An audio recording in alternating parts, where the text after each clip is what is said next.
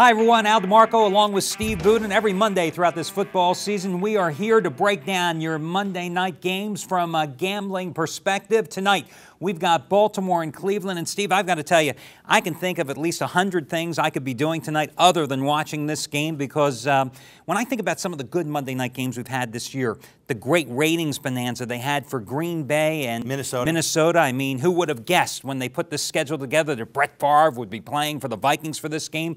But there's always payback, and this is the payback game because why? What possessed anybody in the NFL offices to put the Browns on Monday night against anyone? I mean, the Browns and the Ravens, I'm going to probably wash my windows. I mean, the NFL hasn't figured out yet that the Browns stink. I mean, this doesn't make our job any easier, but we should try to go ahead and give it our best effort. I mean, the Browns stunk last year. And then what? Because they hired Eric Mangini, who wasn't any good with the Jets? Oh, I hate that Mangini. He's more like a mangina. I hated him for the Jets. I hate him for the Browns. Well, you've got a team here. Forget about the side of this game. Let's talk about the total because this is just an ugly game. I mean, you've got Baltimore 11, 10.5, 11, 11.5 point favorite, depending on your look. You've got a total here, which is kind of interesting at 40.5 points. I guess they're assuming the Browns are going to score in this game. Maybe 3 points, you know, 37-3 or something like that. But at the same time, you don't exactly have a Baltimore team that's putting a plethora of points up on the board here of late. I mean, the Ravens have stayed under the total in 3 of their last 4. Meanwhile, the Browns have stayed under in 5 of their last 7. So now, of course, Eric Mangini, who is long since removed, about 2.5 years from being Eric Manginius up in New York, now he's gone back to Brady Quinn because, of course, Derek Anderson wasn't the answer after he gave Brady Quinn the job briefly at the beginning of the season. So this is suddenly going to make the Browns an offensive powerhouse? I doubt it. Doubt it, too. I mean, Flacco put up 34 points against them last time they met. Probably do the same this time. You know, they only had 3 points, the Browns, in their last meeting. I don't see him getting many more points than that. Looks like the under is the way to go here. But, you know, Monday night trends, I mean, 8 out of 10 games on Monday night have gone over. Of course, last week, it did fall short. Pittsburgh and Denver did not go over the total. Only the second time in 10 Monday night games this season it failed to go over.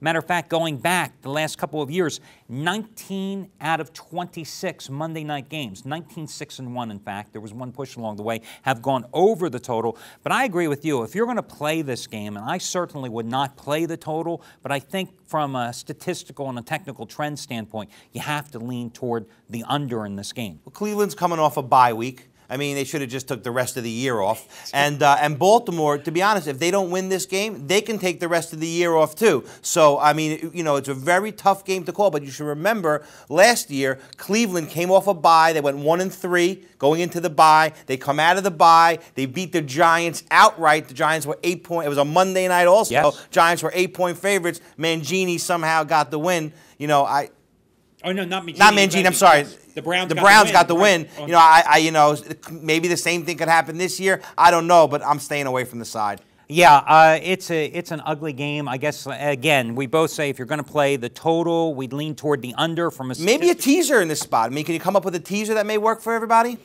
You know, you could always play a 2-teamer where you would take maybe take the 6 points and you would take Baltimore down. And you would take the total on this game down and then play the over. But, you know, I want to put my money on it. Well, good thing that happens if you take Baltimore and I guess the over. If Baltimore scores a certain amount of points, you know you're going to win. Exactly. And it's just that Cleveland, I mean, I think that Brady Quinn comes out here, and the problem is they don't have much good in terms of their offensive line. Their running game isn't that great, and their wide receiver core, well, they just don't have much of a wide receiver core. You know, in Baltimore, as you pointed out earlier, is in a must-win situation if they want to keep pace with Pittsburgh and Cincinnati in the division. Otherwise, the Ravens, you know, they're in a must-win situation here most of the next couple of weeks with a playoff spot looming. Yeah, and I thought they were in a must-win situation last week. So, I mean, shows you what I know. Yeah, right, when they lost to the Bengals. Right. So that's it. We lean a little towards the under, but definitely we probably lean more toward not watching this game at all. So that'll do it. Steve and I will catch you again next Sunday when we break down these games from a point spread perspective.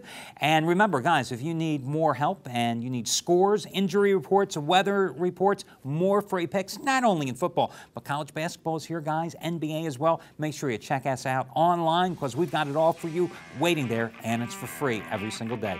And we'll catch you again next Monday night.